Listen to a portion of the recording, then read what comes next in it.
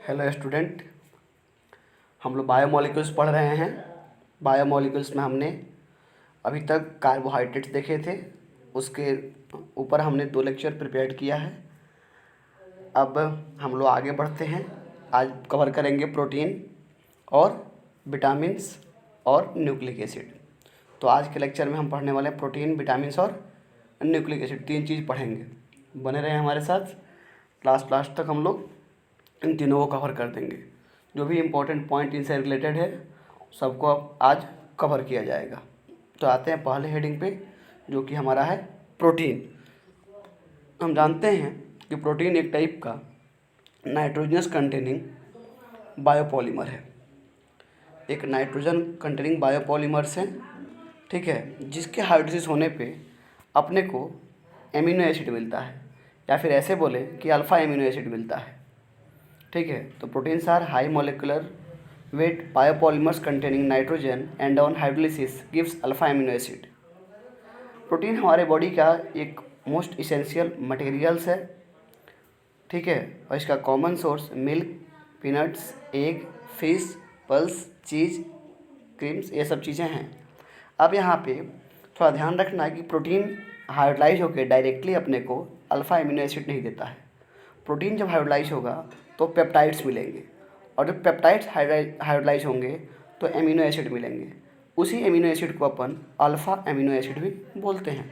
आपके सामने यहाँ दिख रहा है स्क्रीन पे, देखो, प्रोटीन हाइड्रोलाइज होगा तो पेप्टाइड मिलेगा, पेप्टाइड हाइड्रोलाइज होगा तो अल्फ़ा एमिनो एसिड मिलेंगे। फाइनली प्रोटीन हाइड्रोलाइज हुए और क्या मिल गया अपने को? Alpha amino acid. आप देखो यहाँ पे लिखा हुआ है ना, NH2CHR और COOH। यहाँ पे जो आपका R है, R एक साइड चेन है जिसके बदलने से अलग अलग टाइप के यहाँ पे एमिनो एसिड बनेंगे। यहाँ पे एसिड इसलिए नाम है कि COOH ग्रुप है, और एमिनो इसलिए कि NH2 ग्रुप है। यूपैक नोमेनक्लेचर के अकॉर्डिंग यहाँ पे एसिड की प्रायोरिटी ज़्यादा होती है एमीन के ऊपर, इसीलिए एमीन वाले ग्रुप को अपन एमिनो बोलते हैं, और एसिड तो ये है ही। तो फाइनली अब आते हैं अपन एमिनो एसिड के ऊपर। तो एमिनो एसिड जो है बाईफंक्शनल मॉलिक्यूल्स है, बाईफंक्शनल मॉलिक्यूल्स है जो एसिडिक और बेसिक दोनों ग्रुप को कैरी करता है। बाईफंक्शनल इसलिए बोला क्योंकि यहाँ पे COOH ग्रुप मतलब एसिडिक एंड NH2 ग्रुप मतलब बेसिक दोनों इन्वॉल्व है। यहाँ पे मैंने एक कॉमन एग्जांपल लिया है एमिनो एसिड का, जिसको अपन अल्फ़ा एमिनो एसिड भी बोल रहे हैं, NH2CHRCOH। R जहाँ क्या है हमारा साइड चेन है। अगर यहाँ पे यहाँ ध्यान से देखें, इस R को हटा के हम H लिख दें तो क्या बन जाएगा? NH2CH2COH। ओके, तो ऐसे पोजीशन में R को अगर हम H करते हैं तो यह कार्बन जो है कायरल नहीं बचेगा, ठीक है। लेकिन अभी जो सामने दिख रहा है इस स्ट्रक्चर में सेंट्रल कार्बन जिसके पास एक H है, एक R है, एक NH2 है और एक COOH है, चारों वैलेंसी अलग होने के कारण ऐसे कार्बन को अपन कायरल कार्बन बोलेंगे। क्या बोलेंगे? ऐसे कायरल कार्बन बोलेंगे। ध्यान रहे, कायरल कार्बन, या फिर इसको किरल कार्बन भी बोलते हैं। और किरल कार्बन ऐसा कार्बन है जिसकी चारों वैलेंसी डिफरेंट हो, और जो कार्बन किरल कार्बन होते हैं या कायरल कार्बन होते हैं उनके अंदर ऑप्टिकल एक्टिविटी पाया जाता है। ऐसा आइसोबेंज के कॉन्सेप्ट के अकॉर्डिंग होता है। अब देखो आपके सामने जो स्ट्रक्चर दिख रहा है, यहाँ पे पॉसिबल है कि अगर स्ट्रक्चर इस टाइप का हो कि कार्बन से चारों ग्रुप डिफरेंट अटैच हो, तो यहाँ पे आपको आइसोमेरिज्म अप्लाई होगा, और वह आइसोमेरिज्म कहलाएगा ऑप्टिकल आइसोमेरिज्म। ऑप्टिकल आइसोमेरिज्म को रिप्रेजेंट करने का जो तरीका होता है उसको अपन बोलते हैं कॉन्फ़िगरेशन। क्या बोलते हैं उसको? कॉन्फ़िगरेशन। और कॉन्फ़िगरेशन का एक बहुत ही इम्पॉर्टेंट और मोस्ट वाइडली यूज्ड फॉर्म है, that is RS configuration. RS configuration जिसको एब्सोल्यूट कॉन्फ़िगरेशन भी बोलते हैं, जिसको अपन एब्सोल्यूट कॉन्फ़िगरेशन भी बोलते हैं। तो अगर इस टाइप के स्ट्रक्चर बने हुए हैं, ध्यान दो, इस टाइप के स्ट्रक्चर बने हुए हैं, और यहाँ पे अपन बात करें कॉन्फ़िगरेशन ऑफ एमिनो एसिड्स कि क्या है, या आइसोमेरिज्म में R है या S है, तो ध्यान रखना जितने भी एमिनो एसिड अपने को पढ़ना है नियर अबाउट 20 टाइप के हैं, 20 टाइप के अपने को पढ़ना है, ठीक है। इसका मतलब ये नहीं है कि एमिनो एसिड 20 ही होते हैं, नहीं, एमिनो एसिड आपको 70 प्लस है, 70 से ज़्यादा है भाई। 70 से ज़्यादा मैं रिपीट कर रहा हूँ इस बात को। आप पढ़ोगे हायर स्टडी में, इसको जाओगे जब मेडिकल कॉलेज में, तो एक से एक मिलेंगे। अभी बहुत सारे अंडर मतलब स्टडी हैं, आपको बहुत सारे अलग अलग फॉर्म मिलेंगे जब पढ़ोगे आप डिटेल में। तो हमें पढ़ना है वो 20 टाइप्स के हैं। उस 20 टाइप्स के अमीनो एसिड में आइसोमेरिज्म के पॉइंट से, आइसोमेरिज्म के एंगल से आप देखोगे तो केवल एंड केवल सिस्टीन एक ऐसा आइसोमेरिज्म है जिसका कॉन्फिगरेशन आर होता है। आर बोले तो यहाँ देखो, ठीक है, आर होता है। बाकी जितने बच गए आर सिस्टीन को छोड़ के जितने भी अमीनो एसिड्स हैं सबका कॉन्फिगरेशन एस होता है। क्या होता है? एस होता है। क्लियर? तो ये प्रीवियस ईयर क्वेश्चन है, आप चेक करते हुए जाकर जी एडवांस में पूछा गया क्वेश्चन 2017 का है। ठीक है, तो ध्यान रहे कि एक इसमें ऐसा है पूरे अमीनो एसिड में सिस्टीन ही एक ऐसा अमीनो एसिड है जो आर होता है, बाकी सब एस होते हैं। यह इंपॉर्टेंट है, यहाँ ध्यान रहे, यह इंपॉर्टेंट पॉइंट्स हैं। अब जितने भी अमीनो एसिड हैं सबका स्ट्रक्चर रिप्रेजेंटेशन कुछ ऐसा ही होगा जैसे कि आपके स्क्रीन पर दिख रहा है NH2 CHR और COOH, जहाँ पे R हमारा साइड चेन है और उसके वेरी होने से अलग अलग नाम या अलग अलग स्ट्रक्चर जनरेट होंगे और सारे अमीनो एसिड इस टाइप के कॉन्फ़िगरेशन शो करते हैं। लेकिन कुछ ऐसे भी अमीनो एसिड्स हैं जिसमें यह NH2 ग्रुप, जिसमें यह NH2 ग्रुप दिख रहा है आपको ना, जिसमें यह NH2 ग्रुप जो है, यह NH2 ग्रुप रिंग का पार्ट होता है। मतलब वह जहाँ भी लगा होगा उसमें कोई रिंग हो सकता है, और जैसे ही वहाँ पे कोई रिंग होगा उसका नाम अब एमिनो एसिड नहीं होके उसको अपन बोलेंगे इमिनो एसिड। क्या बोलेंगे? Imino acid. IMINO देखो आपके पास इमिनो एसिड। ठीक है, मतलब all the amino acid follow this type of configuration except proline, PROLINE, proline, because proline have NH2 group in the ring, it is known as imino acid. तो ये थोड़ा सा बात हमने एमिनो एसिड के बारे में देखा। ठीक है, कि एमिनो एसिड्स क्या हैं, क्लियर, कैसे स्ट्रक्चर होते हैं, इसके पास कब अपन इमिनो बोलेंगे, कब इसको अमीनो बोलेंगे, कौन सा कॉन्फ़िगरेशन है, आर और एस, मतलब सिस्टीन का आर बाकी सबके एस। तो एमिनो एसिड के ऊपर था। आगे बढ़ते हैं यहाँ पे और एमिनो एसिड के अलग अलग स्ट्रक्चर्स की बात करते हैं। देखो, आप आर को जैसे जैसे चेंज करोगे वैसे वैसे आपको अलग अलग बनेंगे। आप इसको NCERT बुक उठा के भी देख सकते हो, उसमें डायरेक्टली एक टेबल बना हुआ है बायोमोलिक्यूल्स चैप्टर में, जहाँ पे आपको मिलेगा कि हाँ, जो मैं सामने दिखा रहा हूँ आपको ये टेबल सेम टू सेम वहाँ पे भी मिलेगा। क्या होता है ना कि एमिनो एसिड को रिप्रेजेंट करने के लिए अपन 3 डिजिट का कोड लेते हैं। जैसे मान जाओ हमने बोला कि नाम है ग्लाइसिन, स्ट्रक्चर में क्या हो गया यहाँ पे, ठीक है, मतलब आर के बदले हमने क्या लगा दिया H, और थ्री लेटर सिंबल होता है इसका GLY, ग्लाय। ठीक है, वैसे एलानिन, आर के बदले क्या हो गया CH3 और इसका कोड क्या हुआ ALA। तो ऐसे ही glycine, alanine, valine, leucine, isoleucine, serine, proline, glutamine, cysteine, methionine, threonine, phenyl alanine, tyrosine, tryptophan, histidine और lysine, arginine, glutamic acid, aspartic acid और एस्परजिन। यह आपके 20 टाइप्स के एमिनो एसिड्स हैं। आप देख सकते हो ब्रैकेट में बगल में मैंने यहाँ पे एसिडिक, बेसिक और न्यूट्रल भी लिखा है समझने के लिए, कुछ एरोमेटिक नेचर्स के भी हैं। तो थोड़ी सी बातें मैं कर लेता हूँ फिनाइल एलानिन, टायरोसिन, ट्रिप्टोफैन और हिस्टीडीन के बारे में। फिर से बोलता हूँ, फिनाइल एलानिन, टायरोसिन, ट्रिप्टोफैन और हिस्टीडीन, यह 4 के 4 एरोमेटिक एमिनो एसिड के एग्जाम्पल हैं। यह 4 के 4 एरोमेटिक एमिनो एसिड के एग्जाम्पल हैं। क्यों हैं? क्योंकि इनके पास जो रिंग पाया जाता है उस रिंग के कारण एरोमेटिसिटी होता है। So that these are the example of aromatic amino acid. अब आते हैं एमिनो एसिड को कैसे कैटेगराइज करेंगे। आप इस टेबल को NCERT से भी लर्न कर सकते हैं, वहाँ पे दिया हुआ है, आप देख सकते हैं, या फिर वीडियो को पॉज करके आप इसको नोट कर सकते हैं। ठीक है, यहाँ पे चलिए आगे बढ़ते हैं, थोड़ा सा इसमें एमिनो एसिड के क्लासिफिकेशन पे आते हैं। तो एमिनो एसिड को क्लासिफाई करने का बहुत सारा तरीका है, हम लोग इसको 2 तरीके से क्लासिफाई करेंगे। ठीक है, पहला classification based on relative number of amino and carboxy group, मतलब हमारे पास कितना एमिनो ग्रुप है, कितना कार्बोक्सी ग्रुप है, इसके बेसिस पे अपन क्लासिफाई करेंगे। इसमें करना क्या है कि हम काउंट करेंगे कि हमारे स्ट्रक्चर्स में कितने NH2 ग्रुप हैं और कितने COOH ग्रुप हैं। अगर दोनों ग्रुप बराबर हैं, मतलब number of NH2 group equal to number of COOH group.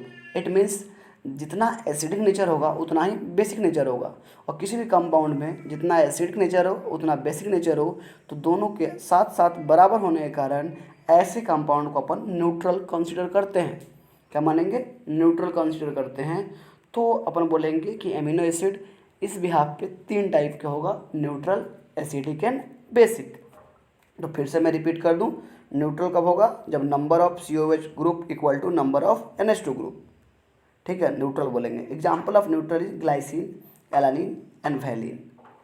ऐसे ही एसिडिक की बात करते हैं। एसिडिक के लिए बोलेंगे number of COOH group is more than number of NH2 group. हमारे पास COOH ग्रुप क्या है? ज़्यादा है, और NH2 क्या है? कम है। तो ऐसे वाले को बोलेंगे अपन एसिडिक, क्योंकि यहाँ पे COOH ग्रुप जिसके कारण एसिडिक करेक्टर आता है वह ज़्यादा है, और NH2 ग्रुप जिसके कारण बेसिक करेक्टर आता है वह कम है, तो इसको एसिडिक बोलेंगे। एग्जाम्पल है एस्पार्टिक एसिड, ग्लूटामिक एसिड और एस्पेजिन। ये 3 इसके एग्जाम्पल है। बाकी यहाँ पर रिमेनिंग तीसरा बचता है, दैट इज बेसिक। बेसिक में क्या होगा? NH2 ग्रुप जो है ज़्यादा होगा COOH ग्रुप से, या ऐसे बोलूँ कि number of COOH group is less than number of NH2 group. Example is lysine, arginine और हिस्टिडीन। तो इस तरह से amino acid, carboxy group and amino group के बिहाफ पे 3 टाइप के हुए, न्यूट्रल, एसिडिक एंड बेसिक। ठीक है, यह उतना आपके लिए मतलब इम्पोर्टेंट नहीं है, फिर भी बस याद रखना कोई पूछे तो कि नंबर के बेस पे क्या और कैसे कैटेगराइज करेंगे। जो सबसे इम्पोर्टेंट चीज़ है जहाँ से क्वेश्चन खूब पूछा जाता है और पूछा गया है वह हमारे लिए है, ठीक है, classification based on synthesis. Classification based on synthesis, it is a very very important, मतलब मल्टीपल टाइम पूछा गया क्वेश्चन है, यहाँ से आपको मिलेगा ही मिलेगा। आप मान के चलो, सामने वाला बंदा अगर आपसे एमिनो एसिड एक्सपेक्ट करता है तो उसके अंदर से वो ज़रूर पूछना चाहेगा, चेक करने के लिए आपका डेप्थ ऑफ नॉलेज कि आप कितना तक इसको पढ़े हो। ठीक है, और यहाँ पे पहला प्रायोरिटी होता है कि पूछ लो इनसे इसेंशियल नॉन इसेंशियल क्या होता है। इतना ही नहीं, सामने वाला यही पूछ ले कि सेमी इसेंशियल क्या होता है। ठीक है, तो सिंथेसिस के बेस पे 2 टाइप के होते हैं, बट अपन 3 टाइप पढ़ेंगे। 3 टाइप मतलब थोड़ा सा ब्रॉड लेवल पे हो गया, डिटेल में हो गया 3 टाइप के। तो बेस्ड ऑन सिंथेसिस यहाँ पे बोलेंगे essential and non essential. Essential non essential मैं इसलिए बोल रहा हूँ कि NCERT का एग्जाम्पल है, NCERT का लाइन है, मेरा अपना लाइन नहीं है। यहाँ पे इसेंशियल एंड नॉन इसेंशियल। अब बहुत सारे लोग बोल रहे होंगे कि सर बार बार NCERT बोल रहे हैं, तो भाई NCERT मतलब आज के एग्ज़ाम के लिए, वह नीट हो या JEE हो, इनके लिए ग्रंथ बना हुआ है, उसी के हिसाब से एग्ज़ाम हो रहा है, उसी के सिलेबस से हो रहा है। तो जो बातें वो बोल दें वो आदमी उसको मान लेता है। क्योंकि आप 2019 का एग्ज़ाम चेक कर सकते हो, मेडिकल एग्ज़ाम, 2 क्वेश्चन बायोलॉजी में गड़बड़ दिख रहा था उसका आंसर, लेकिन नहीं मिला क्योंकि NCERT में आंसर वो जो दिया था उसी के अकॉर्डिंग आंसर दिया गया। ठीक है, तो सिंथेसिस के बेस पे 2 टाइप के, essential and non essential. Essential एक ऐसा चीज़ है जिसको अपना बॉडी बनाता नहीं है, एक ऐसा एमिनो एसिड जो हमारे बॉडी में नहीं बनता है। अगर नहीं बनेगा इसका मतलब है we need to take from dietary source. हमें खाना पीना जो खाते हैं उसके थ्रू लेना पड़ेगा भाई, मतलब ज़रूरत है, हमारे बॉडी को ज़रूरत है, क्योंकि बॉडी अंदर बनाता नहीं है। So essential amino acid can not synthesize in our body and must be obtain from diet. The example of essential is valine, leucine, lysine, isoleucine, methionine, arginine, threonine, histidine, phenylalanine and tryptophan. I repeat again, example of essential, carefully समझें और इसको note कर ले बेटा, यह important है। क्या हो गया? Example of essential is valine, leucine, lysine, isoleucine, methionine, arginine, threonine, histidine, phenylalanine and tryptophan. Okay, वैसे ही दूसरा पार्ट है हमारा नॉन इसेंशियल। नॉन इसेंशियल एक ऐसे हैं जिसको अपना बॉडी खुद बना लेता है। बॉडी जब बना लेगा तो बाहर से लेने की ज़रूरत नहीं है, बाहर से जब लेने की ज़रूरत नहीं पड़ेगी तो क्या बोलेंगे अपन? Non essential. Finally non essential which can be synthesize in our body, so no need to take from dietary source.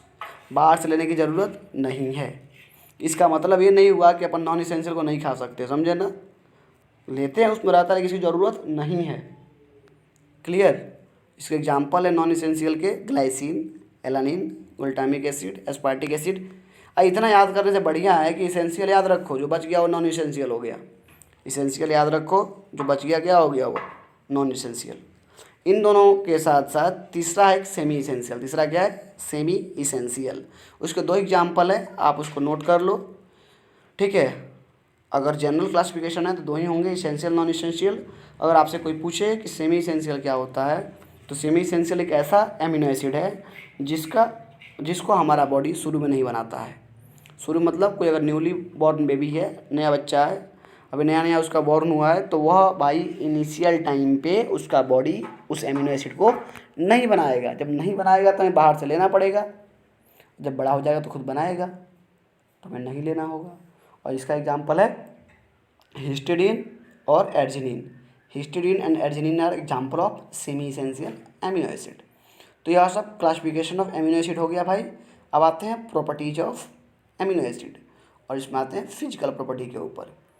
Amino acid के बारे में बताया जाता है, ठीक है, कि यूजुअली यह कलरलेस होता है, क्रिस्टलाइन होता है, वाटर सोल्यूबल होता है और हाई मेल्टिंग होता है, नेचर में सॉलिड होते हैं। तो प्रॉपर्टी क्या बोलेंगे? पहला प्रॉपर्टी बोलेंगे कि amino acids are usually colourless. दूसरा बोलेंगे they are crystalline solid. Third, it is water soluble. Fourth, it have high melting point.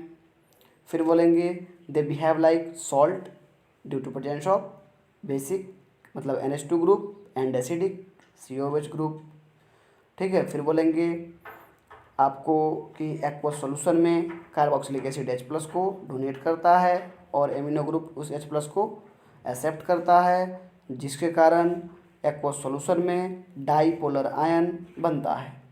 Dipolar मतलब जिसके दो पोल्स होंगे प्लस माइनस, और उस डाईपोलर आयन को अपन ज्विटर आयन बोलते हैं। क्या बोलते हैं उसको? Zwitter ion. अब आप थोड़ा सा इसको ध्यान से देखें यहाँ पे। इन aqueous solution the carboxylic acid can donate H+ and amino group can accept that H+ or proton, giving rise to dipolar ion known as deuter ion. It is neutral but contain both positive and negative charge. भाई acid है तो of course H+ देगा, और base है तो उस H+ को आराम से एक्सेप्ट करेगा। यही होता है आपको एमिनो एसिड के साथ। जब उसको डालते हैं पानी में, वाटर में डालते हैं, तो ये अपना कार्बोक्सिलिक एसिड अपना H+ देता है और NH2 ग्रुप उसी H+ को एक्सेप्ट कर लेता है। इनके करने के कारण वहाँ पे एक प्लस और माइनस, मतलब प्लस नाइट्रोजन के ऊपर और माइनस ऑक्सीजन ऑफ एसिड के ऊपर आ जाता है, और दो चार्ज होने के कारण इसको डाईपोलर आयन बोलते हैं या बाईपोलर आयन भी बोलते हैं, जिसको अपन कॉमनली ज्विटर आयन बोलते हैं। ZWITTER, वहीं ज्विटर आयन। यह ज्विटर आयन आपको न्यूट्रल होता है, क्योंकि इसके पास जितना प्लस है उतना ही माइनस है, बट चार्ज कैरी करता है। सामने एग्जाम्पल है, आप देख सकते हो RCHNH2COOH। इसको डालेंगे वाटर में, क्या बन जाएगा? RCHNH, यहाँ पे 3+ COCOH, इसको बोलते हैं ज्विटर आयन। यह इम्पोर्टेंट है, ठीक है। पूछा जाता है ज्विटर आयन क्या होता है, आपको न्यूट्रल है कि नहीं है। अब देखिए आगे बढ़ते हैं। Iso electric point. यह आइसो इलेक्ट्रिक पॉइंट क्या होता है, थोड़ा इसको समझना है। आइसो इलेक्ट्रिक पॉइंट एक्चुअली में एक pH है, एक pH रेंज है, जिसके ऊपर हमारा डाईपोलर आयन या ज्विटर आयन न्यूट्रल बिहेव करे।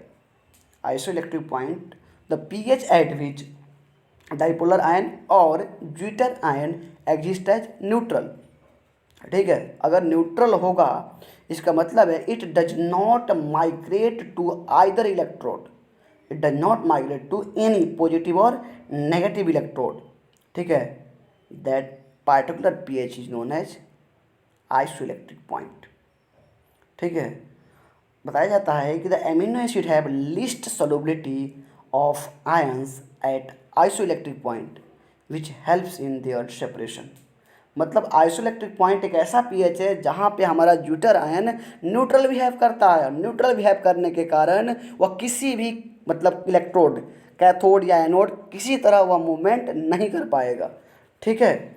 और इतना ही नहीं, इस आइसोइलेक्ट्रिक पॉइंट पे या इस pH रेंज पे एमिनो एसिड की सॉल्युबिलिटी सबसे कम पाई जाती है, और सबसे कम पाए जाने के कारण आप यहाँ पे एक काम कर सकते हो कि एमिनो एसिड को सेपरेट कर सकते हो, या ऐसे बोलो कि एमिनो एसिड के सेपरेशन में यह हेल्प करेगा। ठीक है, आगे बढ़ते एक नया टर्म है peptide bond.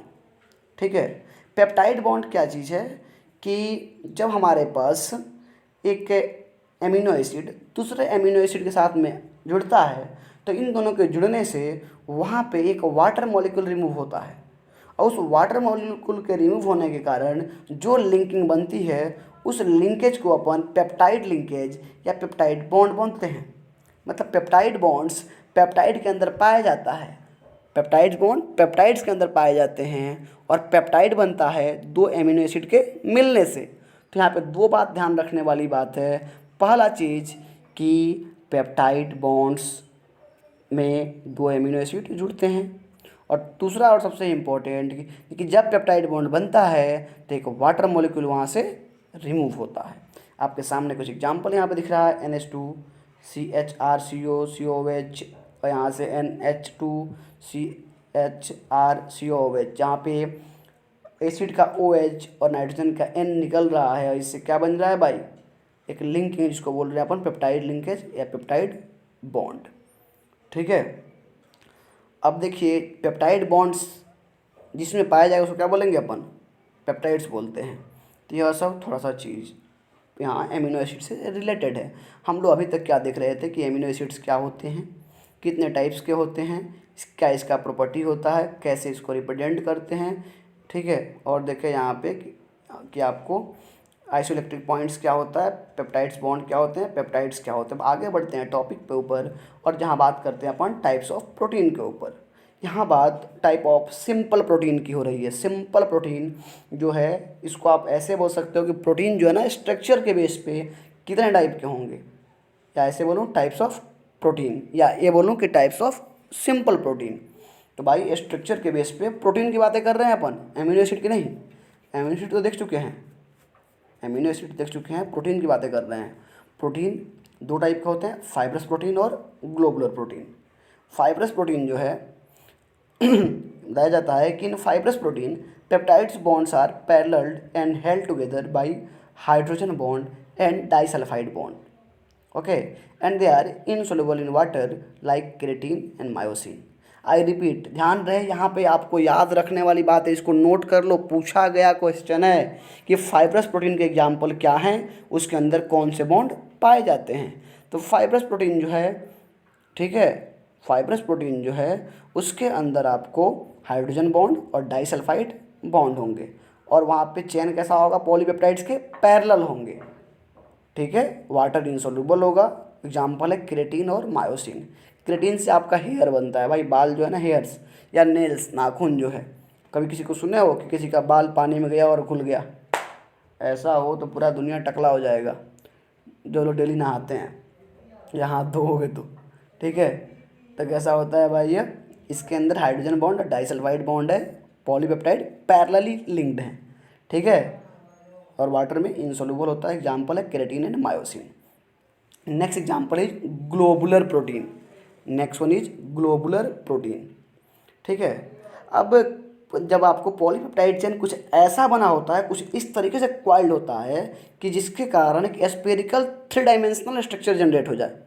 When polypeptides chain coiled around to give 3-dimensional spherical shape, it's known as globular protein. And globular proteins are water soluble. Examples are albumin and insulin. मतलब फुल एंड फाइनल बात globular protein से कि भाई यहाँ पे polypeptide चैन 3 dimensional spherical shape में पाए जाएंगे इसका, और यह वाटर सोलुबल होगा। और सबसे तगड़ा चीज़ यहाँ पे इसका एग्जाम्पल एल्बुमिन एंड इंसुलिन। ठीक है, एक चीज़ और मैं यहाँ पे ऐड करना चाहूँगा, that is a structure of protein. Structure of protein और डीनेचुरेशन ऑफ प्रोटीन फिर पढ़ेंगे यहाँ पे आपको केमिकल टेस्ट और बायोलॉजिकल इम्पोर्टेंस। ठीक है, अब आगे बढ़ते हैं यहाँ पे स्ट्रक्चर्स ऑफ एमिनो एसिड्स के ऊपर। देखो 4 पाए जाते हैं इसके, primary, secondary, tertiary and quaternary. 4 structures, primary, secondary, tertiary and quaternary. इस स्ट्रक्चर से रिलेटेड आपको मात्र एंड मात्र एक पॉइंट, सिंपल एक ही पॉइंट याद रखना है कि जब भी कोई चेंज होगा वह एमिनो एसिड के अंदर फिजिकल चेंज हो या केमिकल चेंज हो, एनी काइंड ऑफ चेंज होगा, उस चेंज का असर केवल एंड केवल सेकेंडरी, टर्शियरी और क्वाटरनरी के ऊपर होगा। या ऐसे बोलें कि उस चेंज का असर प्राइमरी के ऊपर कभी नहीं होगा, क्योंकि प्राइमरी में सीधे एंड सीधे स्ट्रेट लाइन होता है। प्राइमरी स्ट्रक्चर क्या होता है?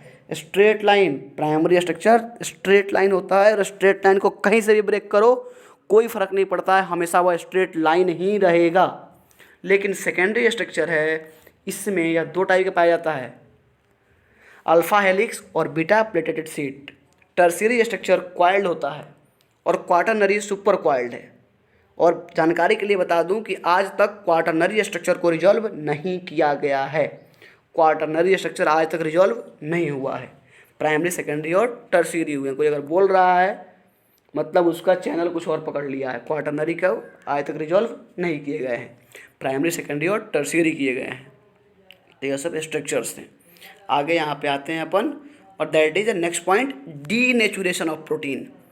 Denaturation of protein, okay. अब देखो, डीनेचुरेशन मतलब नेचुरल प्रॉपर्टी का लॉस हो जाना, ठीक है। नेचुरल प्रॉपर्टी का लॉस होना, या फिर बोले कि अपना जो नेटिव प्रॉपर्टी है उससे बदल जाना, उसमें चेंज हो जाना, उसको बोलते हैं अपन डीनेचुरेशन। क्या बोलेंगे?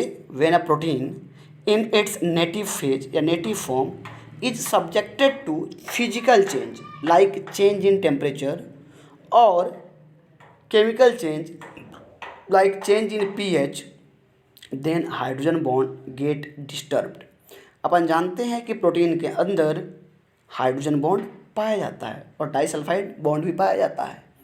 जब हम प्रोटीन के ऊपर किसी टाइप के physical change like change in temperature या chemical change like change in pH कुछ भी करते हैं, तो उस टाइम पे प्रोटीन के अंदर अवेलेबल हाइड्रोजन बॉन्ड डिस्टर्ब होता है, और उनके डिस्टर्ब होने के कारण ग्लोबुलर प्रोटीन जो है अनफोल्ड हो जाता है, और हेलिक्स जो है क्वाइल्ड हो जाता है। जो हेलिक्स था, आपको गोला गोला घूम रहा था, वो क्वाइल्ड फॉर्म में आ जाएगा, और प्रोटीन अपना प्रॉपर्टी, नेचुरल इंपॉर्टेंस या ओरिजिनल बायोलॉजिकल एक्टिविटी लॉस कर देता है, ठीक है। और इस लॉस को ही अपन डीनेचुरेशन बोलते हैं।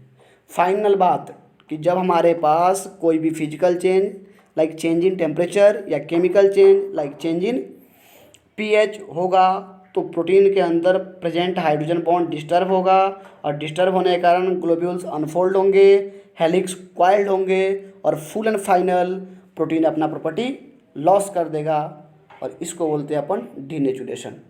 लाइव एग्जांपल है, तगड़ा एग्जांपल है। आप बराबर घर में दही खाते हो, कहते हो ना, फॉर्मेशन ऑफ कर्ड, दही, ठीक है, या कर्डिंग ऑफ मिल्क बोलते हैं इसको।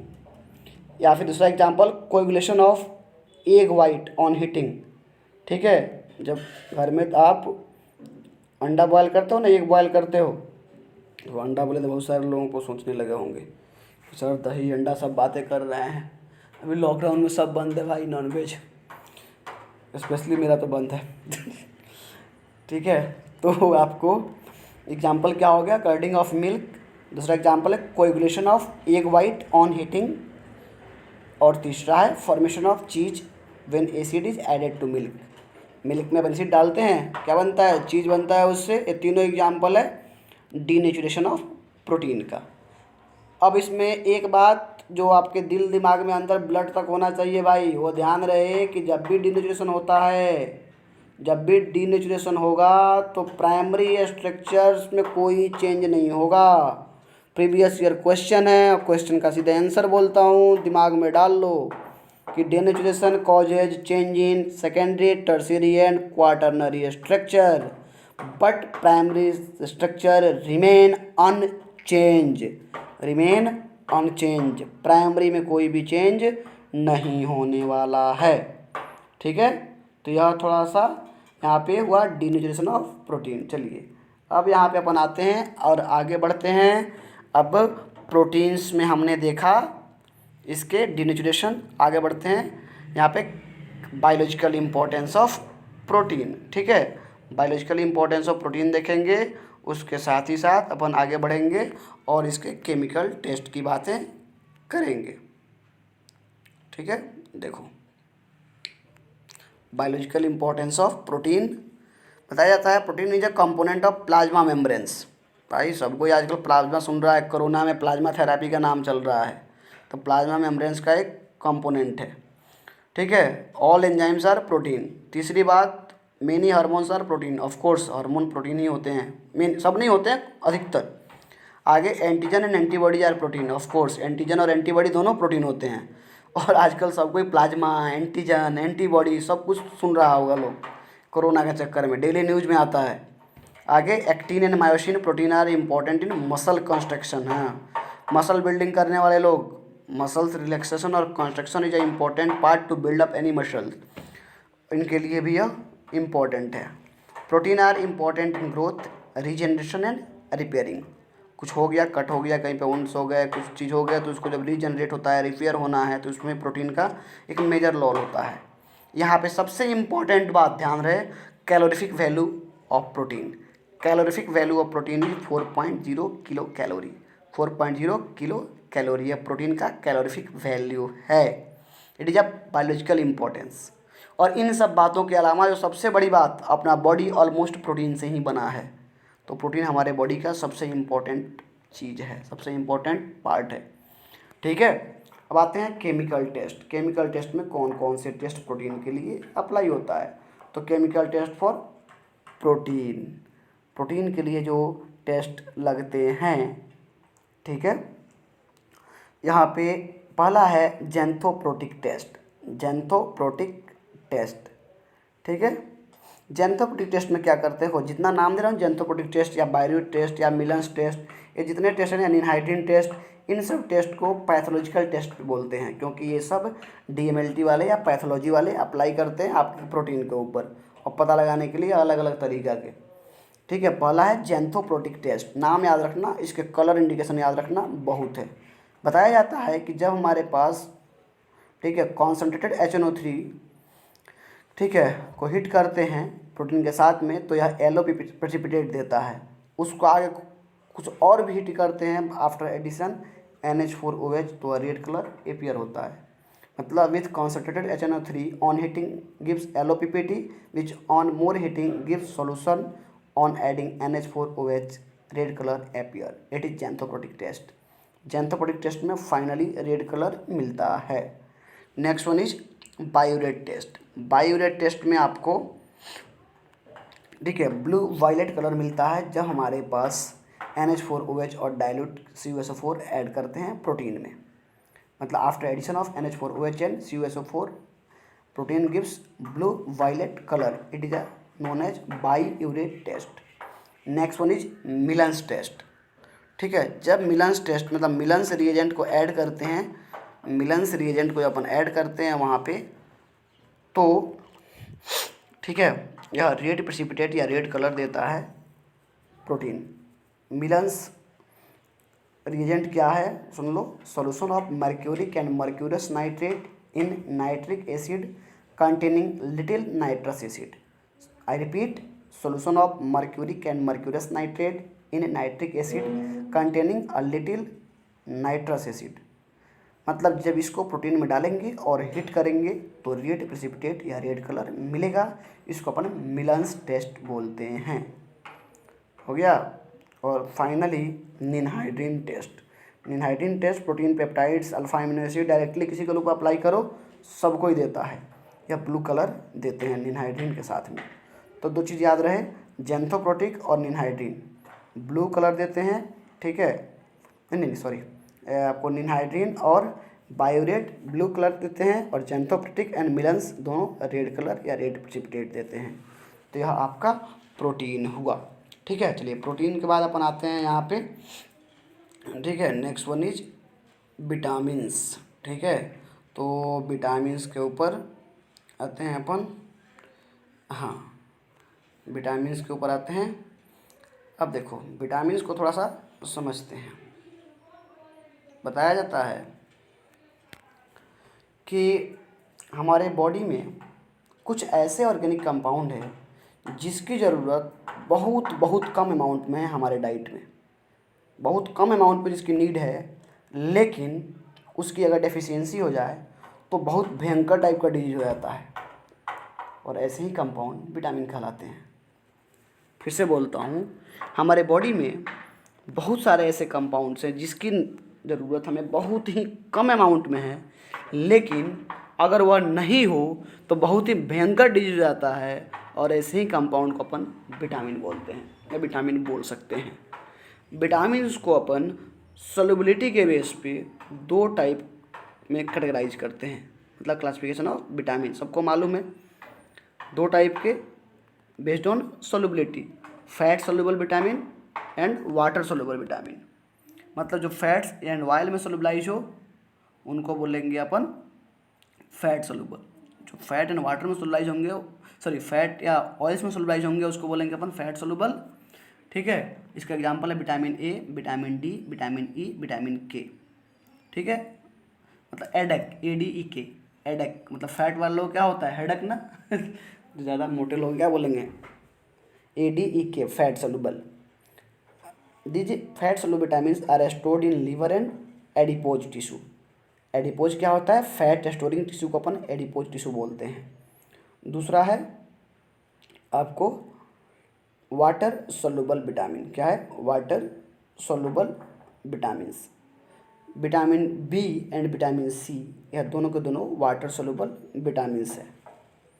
ठीक है, और इनको रेगुलरली डाइट से देना होता है, क्योंकि यह बहुत ही ज़्यादा हमारे बॉडी से निकलता है यूरिन के थ्रू, और ये लोग बॉडी में स्टोर नहीं हो सकते। केवल विटामिन B12 अपना बॉडी में स्टोर होता है, बाकी विटामिन बी और सी कोई भी बॉडी में स्टोर नहीं होते हैं। तो इनको रेगुलर बेसिस पे अपने को डाइट में लेना ज़रूरी होता है। ठीक है, ये जब हमारे बॉडी में नहीं होंगे तो भयंकर टाइप के डिजीज कॉज करेंगे। इनके अलावा एक और क्लासिफिकेशन है विटामिन्स का, जो है केमिकल स्ट्रक्चर के बेस पे। तो 4 टाइप के होते हैं, आपके सामने यहाँ दिख रहा है। विटामिन ऑफ एलिफैटिक सीरीज, जिसका एग्जाम्पल है विटामिन सी। दूसरा विटामिन ऑफ एरोमेटिक सीरीज, जिसका एग्जाम्पल है विटामिन के। थर्ड एग्जाम्पल है विटामिन ऑफ एलिसाइक्लिक सीरीज, जिसका एग्जाम्पल है विटामिन ए। और फोर्थ है विटामिन ऑफ हेट्रोसाइक्लिक सीरीज, जिसका एग्जाम्पल है vitamin B complex. B complex का कंपोजिशन क्या होता है थोड़ा सुन लो। विटामिन बी कॉम्प्लेक्स में पाया जाता है vitamin B1 plus vitamin B2 plus vitamin B3 plus vitamin B5 plus vitamin B6 plus vitamin B12 plus mesoinositol plus folic acid plus beta biotins. These are the combination of vitamin B complex. ठीक है, अपन supplement के तौर पे देते हैं। अब हम बात करने वाले हैं कि कौन कौन सा डिजीज़ है, ठीक है, जो कि किस विटामिन के डिफिशियंसी से होता है, और यहाँ पे ये भी देखेंगे कि किस विटामिन का क्या क्या सोर्स है। ठीक है, विटामिन का क्या क्या सोर्स है और उसकी क्या क्या डिफिशियंसी है। जैसे विटामिन ए, जिसका नाम रेटिनॉल है, उसका सोर्स है fish liver oil, carrots, butter and milk. इससे कमी से जो डिजीज होगा उसको बोलेंगे अपन, ठीक है, जेरोफेथेल्मिया, मतलब हार्डनिंग ऑफ कॉर्निया ऑफ आई या नाइट ब्लाइंडनेस। सीधे सीधे बोलो तो विटामिन ए की कमी से क्या होता है, नाइट ब्लाइंडनेस होता है, आपको कलर में दिक्कत होगा। विटामिन B1 की कमी से, जिसको बोलते हैं अपन विटामिन B1, जिसको नाम है थायामीन। आप थोड़ा सा इसमें ध्यान रखना किस विटामिन से कौन सी डिफिशियंसी होती है, बस और कुछ नहीं। किस विटामिन से कौन सी डिफिशियंसी होती है काफ़ी है। विटामिन B1 से कमी से होता है बेरी बेरी, मतलब भूख नहीं लगना, थकान महसूस करना, ग्रोथ नहीं होना। इसका विटामिन B1 का एग्जाम मतलब सोर्स है ईस्ट मिल्क, ग्रीन वेजिटेबल्स। ठीक है, ये सब। आगे विटामिन B2 राइबोफ्लेविन, जिसका नाम है, सोर्स है milk, egg, white liver, kidney, ये सब। ठीक है, इसका सिफिलिस डिजीज़ है, जिसके मतलब क्या बोलेंगे, बोलेंगे इसको fissuring at corner of mouth and lips, digestive disorders and burning sensation of skin. Skin में बर्निंग टाइप का फील होगा विटामिन B2 की कमी से। आपको याद रखना है बस किसके कमी से क्या होता है इतना। Vitamin B6 pyridoxine, sources yeast milk, egg, all क्रिसन। ठीक है, और देखो इसके कन्वर्जन इसकी डिजीज में आता है विटामिन B12। ठीक है, साइनोकोबालामिन, साइनोकोबालामिन विटामिन B12 का नाम है, सोर्स है meat, fish, egg and curd. दही को छोड़ो, सब मीट मछली में विटामिन B12 पाया जाता है। और ये बॉडी में स्टोर भी होता है भाई, बाकी और कोई स्टोर नहीं होता है, सब निकल जाते हैं। Perseus anaemia, RBC deficiency in haemoglobin, RBC भी सीधे सीधे कमी हो जाएगी, इसीलिए विटामिन B12 लेते रहें भाई। नेक्स्ट है vitamin C, ascorbic acid, citrus fruit, amla and green leafy vegetables. आजकल कोरोना के टाइम में अगर चाहते हो कि आपका इम्यून सिस्टम बढ़े तो सबसे ज़रूरी है कि विटामिन सी आपके पास होना ही चाहिए, ठीक है। ब्लीडिंग ऑफ गम्स होता है, इसको स्कर्वी बोलते हैं, इसके कमी से। नेक्स्ट है विटामिन डी, कैल्सीफेरॉल, सोर्स है exposure to sunlight, fish and egg all, deficiency है रिकेट्स, मतलब बोन डिफॉर्मेशन होता है जब बच्चों में, या फिर ऐसे बोलो कि ऑस्टियोमेलेसिया, सॉफ्ट बोन हो जाएगा, जॉइंट पेन होंगे एडल्ट्स में विटामिन डी की कमी से।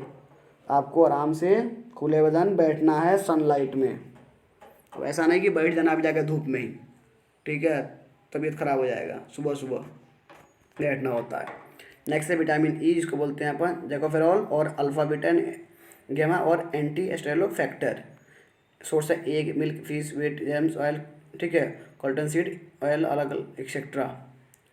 स्टेरिलिटी है, मतलब क्या बोले हैं, स्टेरिलिटी मतलब loss of sexual power and reproduction की लॉस हो जाता है विटामिन ई की कमी से, तो ये भी ज़रूरी है भाई, होना नहीं मतलब विटामिन बी बॉडी में होना।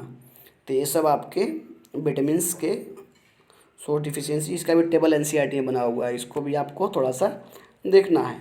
तो आज हमने कवर किया विटामिन्स क्या होते हैं, क्लासिफिकेशन उसके, आपको अलग अलग सोर्स, डिजीज, डिफिशियंसी, ठीक है, और पढ़े हमने प्रोटीन्स। इसमें एक चीज़ और बचा हुआ है जो है हमारा एंजाइम्स, एंजाइम को अपन देखेंगे वहाँ पे क्या बोलते हैं सरफेस केमिस्ट्री के अंदर, थोड़ा सा देख लेते हैं एक चीज़ और, that is nucleic acid. Nucleic acid थोड़ा सा देख लेते हैं हम लोग, ठीक है। न्यूक्लिक एसिड के बारे में थोड़ा सा जान लेते हैं। न्यूक्लिक एसिड जिसको अपन सब्सटेंस ऑफ हेरिडिटी भी बोलते हैं, न्यूक्लिक एसिड बोले तो सब्सटेंस ऑफ हेरिडिटी, ठीक है। यह एक स्पेशल टाइप का एसिड है जो कि न्यूक्लियस और साइटोप्लाज्म में पाया जाता है, जो कि मेटाबॉलिज्म एक्टिविटी ऑफ सेल को कंट्रोल करता है, सेल के अंदर मेटाबॉलिज्म को कंट्रोल करता है न्यूक्लिक एसिड, ठीक है। यह माइटोकॉन्ड्रिया, सेंट्रियोल्स और क्लोरोप्लास्ट में भी पाया जाता है। यह दो टाइप का होता है, डीएनए एंड आरएनए। डीएनए बोले तो डीऑक्सीराइबोज न्यूक्लिक एसिड, आरएनए बोले तो राइबोज न्यूक्लिक एसिड, ठीक है। सबसे पहले 1988 में फिशर ने इसके अंदर से नाइट्रोजन बेस को डिस्कवर किया था। इस डीएनए और आरएनए के अंदर दो चीज़ पाया जाता है, पहला नाइट्रोजन बेस, दो टाइप के होते हैं, purine base and pyrimidine base. इसके अंदर शुगर भी पाया जाता है जो दो टाइप के होते हैं, राइबोज शुगर जो कि आरएनए में पाया जाता है, डीऑक्सीराइबोज शुगर जो कि डीएनए में पाया जाता है।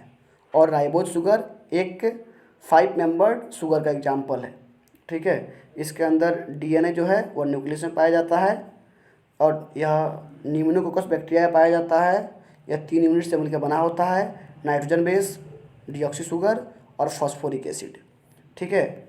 और इस नाइट्रोजन बेस में अगर पेरिमिडीन बेस है तो उसका एग्जाम्पल है थायमीन, साइटोसिन, और प्यूरिन बेस है तो इसका एग्जाम्पल है एडेनिन और गुआनिन, ठीक है। ये थोड़ा सा डीएनए आरएनए के ऊपर है। बायोलॉजी वाले स्टूडेंट ऑलरेडी बहुत सारा बात इसके रिगार्डिंग जानते हैं, और जेई वालों को वर्ल्ड होने की ज़रूरत नहीं है, उनके सिलेबस में ही नहीं है, यहाँ से क्वेश्चंस नहीं आते हैं। केवल याद रखना नाइट्रोजन बेस कौन कौन किसके एग्जाम्पल है, शुगर में कौन सा शुगर होता है, ठीक है, और फॉस्फोरिक एसिड, इससे ज़्यादा आपको यहाँ से नहीं पूछा जाता है। तो आज का क्लास हम लोग यहीं पे कवर करते हैं। अब बायोमोलिक्यूल्स कवर हो गया, अगले टेस्ट में biomolecules, state of matter, gases, आपको सोल्यूशन और सॉलिड स्टेट, इनसे रिलेटेड क्वेश्चंस आएंगे।